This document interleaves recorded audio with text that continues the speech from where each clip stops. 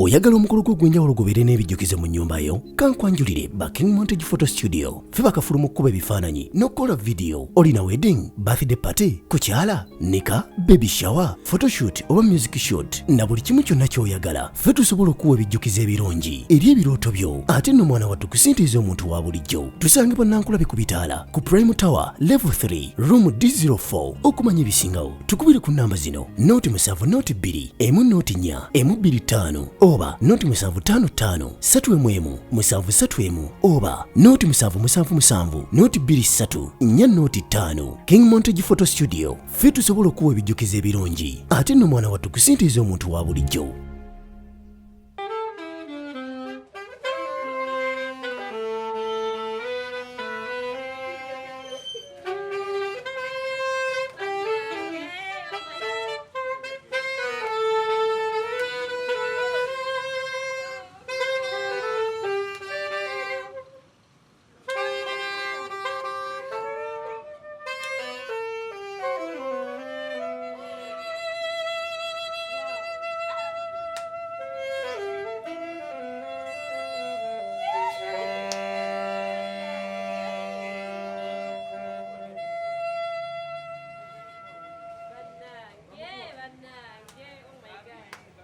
Thank you so much. Simanyi Bananga, I'm out of words like this.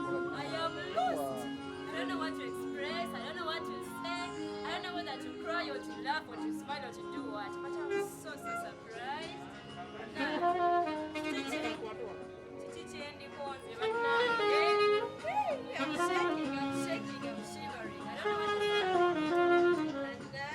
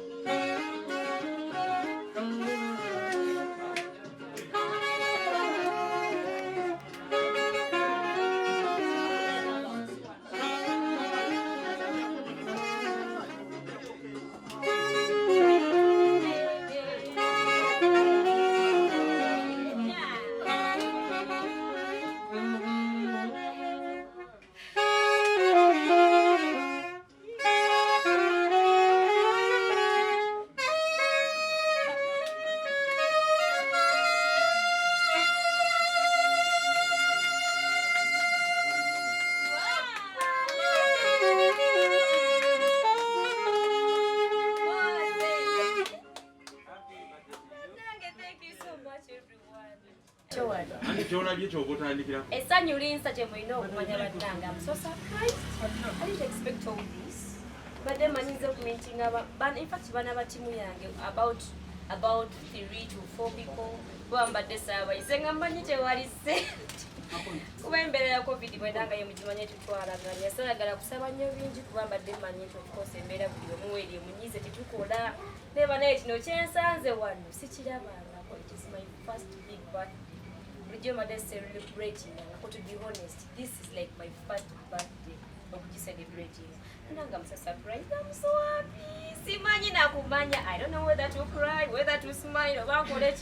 Ndi mu mixed feelings. He went. In fact, I'm shivering. Nanga ndi musanyufu nnyo. Ntusane ngamba baba filiminga biki. Baba ina gwe balinda ngamba bali Bannange sigwa mu bitali byange. Abitex promotions Bannange simanyi nzeyo bali wakuwekuwa siye muwanvu mulinde Bannange nsanyuse nnyo ndi musanyufu nnyo. This is my bino bibaddemu tulina okwebeererawo. Bannange mwebale byonna nze sikirabangako kino gwe gusoose. Surprise bagikoledde ng'oweza myaka emyaka 20 something. Yeah, 20 something nkuze naye omukimanyi kimenya amateeka. Tosajjogera. Ndi muto naye giri awo era 27. Giddako tubulayo emiko genda ku saadi fulo. Jaji. oba Serena asooka tugambye Just kijjo like nga yemunda. kati gumiro Nango basiba omutima njogera ejjali. Oyina kwebaza Mukama. Mukama kwebaza emyaka gyefesezza bannange naye tembamanya nkuze ekimala. I'm 20 something years.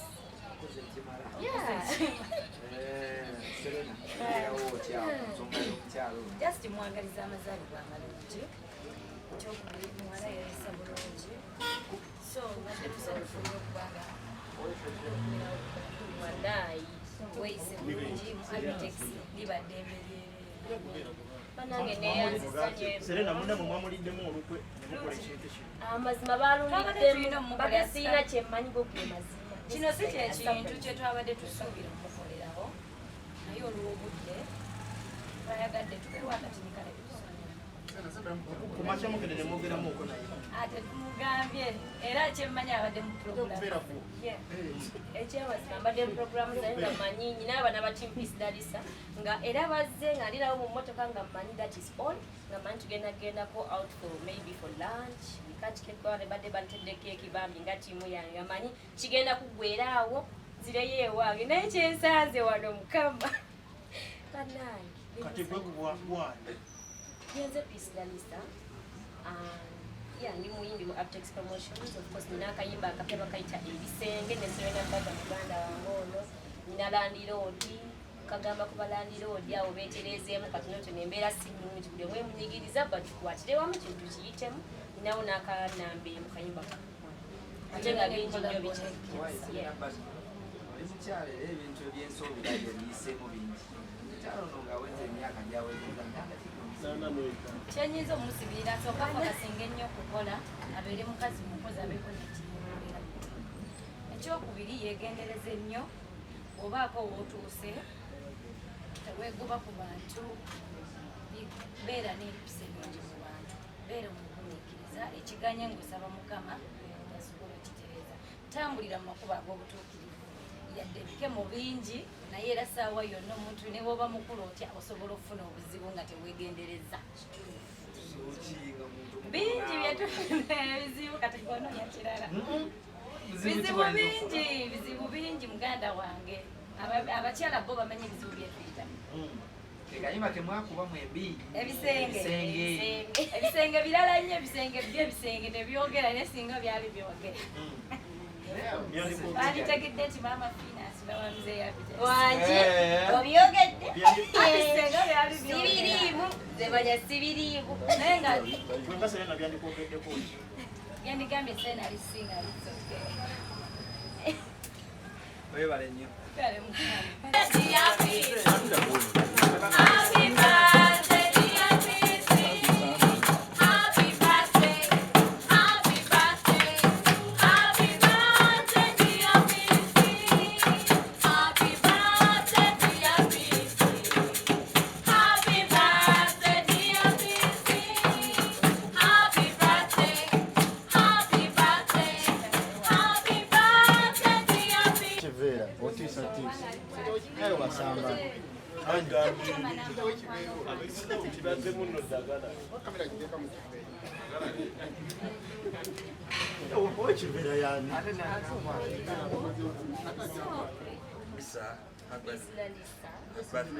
Thank you so much.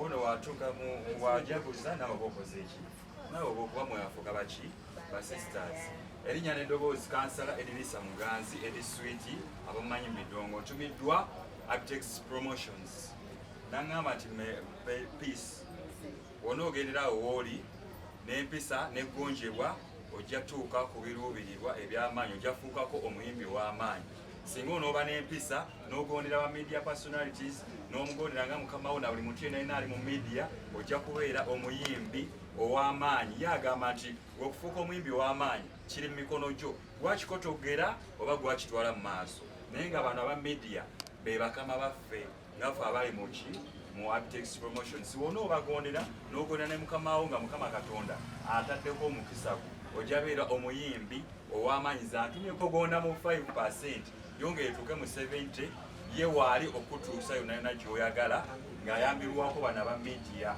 Obubaka bwantisse. Ate obugongo omwo omwange ng'omuntu mwagaliza akikube paka atobye ddala nawe oludde okumala ebbanga naye nawe toyita mbadde ekyali mu politics naye mu politics.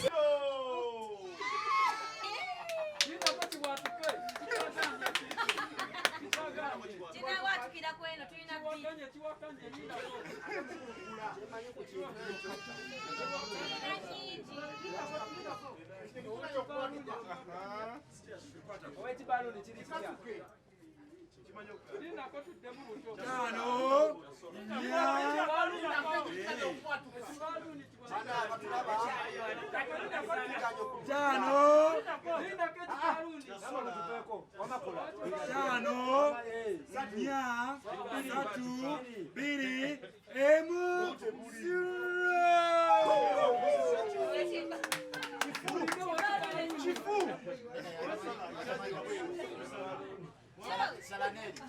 bannanga balungi. Eno yesimu yange Team Bislarisa bano bebamukugo eno keki bayibereddwa ati yes team namba emu. So ngenda kuba ngasala nabo keki yange gyebampadde abantu bange balungi abanjagala.